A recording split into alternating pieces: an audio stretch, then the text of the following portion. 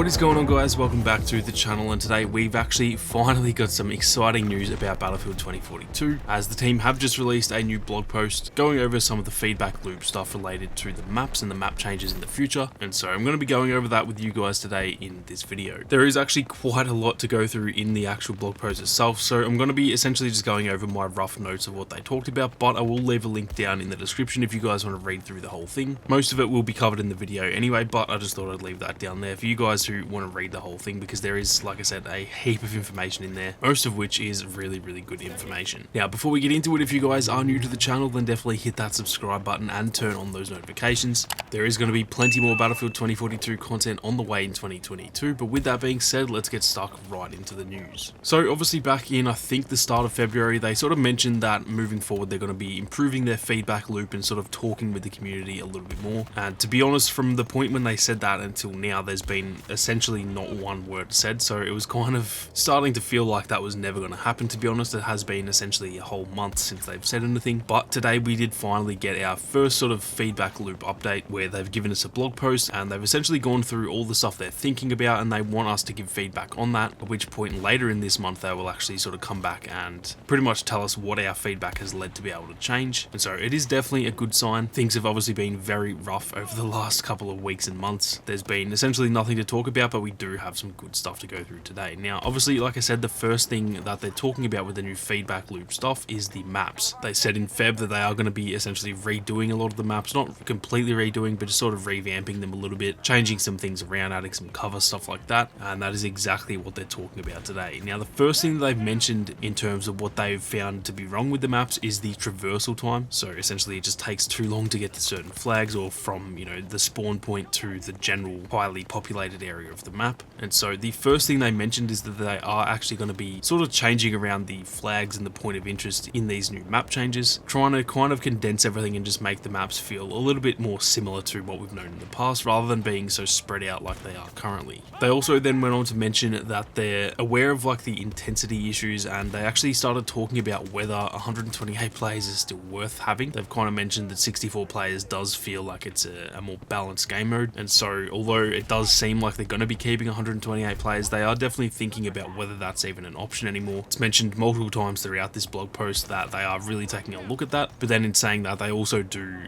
seem to have some sort of plans for 128 player mode still. So I wouldn't quite go as far as saying that they're planning to delete 128 players, but they're definitely looking at it. And they even said that the 64 player breakthrough mode is literally just a better experience. So it's good to see that they are, you know, finally acknowledging that the 128 player lobbies, they're just not as good as they sort of made them out to be. And, you know, as cool of a concept as it is to have these huge game modes, at the end of the day, they just didn't work as well as 64 player modes do. And so I'm glad they've finally kind of acknowledged that and have kind of like eaten their words, and, you know, they're willing to admit defeat. So that is a really good sign in my opinion. Personally, I do think the 64 player modes are definitely the more balanced modes, and they also just seem to run a lot better. Obviously, there's less stuff going on the map, and it just feels like it runs, you know, higher frame rates, less lag, stuff like that. So personally, I'm fine if they end up deleting 128 players. I'm not sure that they will do that, but like I said, I'm definitely glad that they are looking into it anyway. Now, one of the other areas they talked about was the line of sight changes that they're, you know, considering making in these new iterations of the maps to pretty much just stop enemy fire coming from all directions and all distances, because as it currently stands, a lot of the maps, they just have so many wide open areas that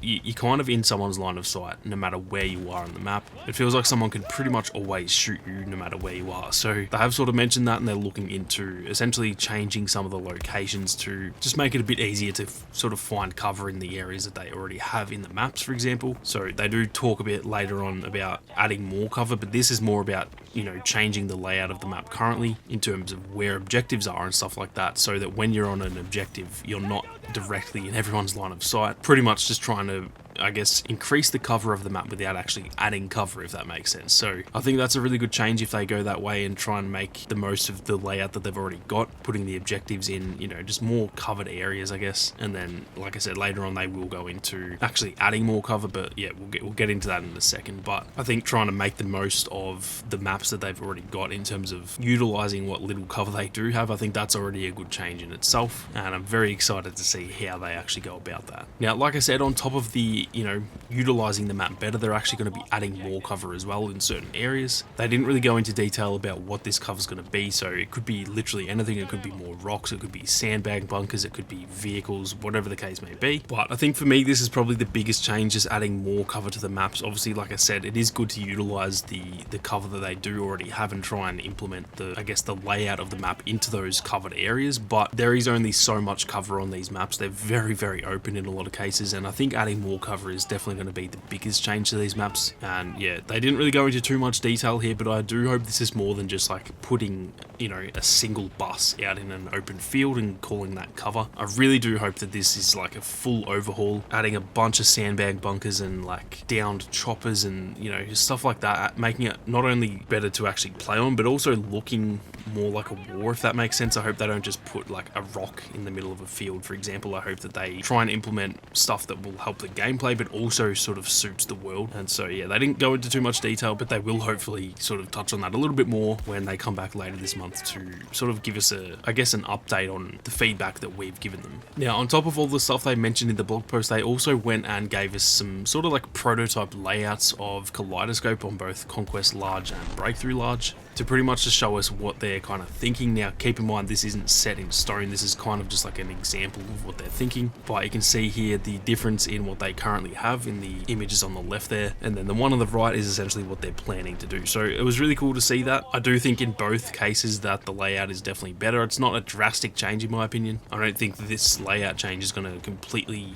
fix the maps or anything like that, but I do think it is definitely an improvement. And with these changes combined with, adding extra cover and all that kind of thing, I do think that will all kind of add up together and make these maps a lot more enjoyable. Now, the last thing that they sort of mentioned in the blog post is that they pretty much went on to say that they've realized that bigger maps aren't better and that future maps will actually be smaller. So that right there is really, really promising to hear. I do hope that, all the future maps that they make pretty much are all around the size of like Kaleidoscope and Discarded and stuff like that. Just keep them all smaller and more condensed. I don't need bigger maps. I don't think anyone wants bigger maps. Like, I don't think anyone wants maps the size of like Hourglass or Breakaway, for example. Don't get me wrong, it's completely fine to have some in the game that are like that, but we've already got those, so just add the smaller maps in moving forward, and I think by the end of the game's lifespan it should hopefully have a good amount of like really enjoyable maps, and then there are still those bigger maps that people can still play on if they do enjoy the really big maps. And then, like I said, the last thing that they mentioned is actually they're reviewing the amount of vehicles available per team, and that is, like I said earlier, another really big change, and I do hope that they do drastically reduce the amount of vehicles on the map at any given time. So anyway guys, that is pretty much it for what they went through today. Like I said, if you want to read the whole thing, I will leave that linked down in the description. They will be coming back later this month with essentially like a follow-up blog post to this one, giving us sort of some like updates on the feedback that we've given them, and if there's any changes that they think of making, then we will be hearing about that soon. So that is definitely good to hear, and I will obviously be covering that on the channel. So like I said earlier, if you're not subscribed, then be sure to subscribe and turn on those notifications. If you want to support the content that I make here on YouTube, then do consider becoming a channel member. But with that being said, thank you all very much for watching. You guys have a great day, and I'll catch you all out there on the battlefield.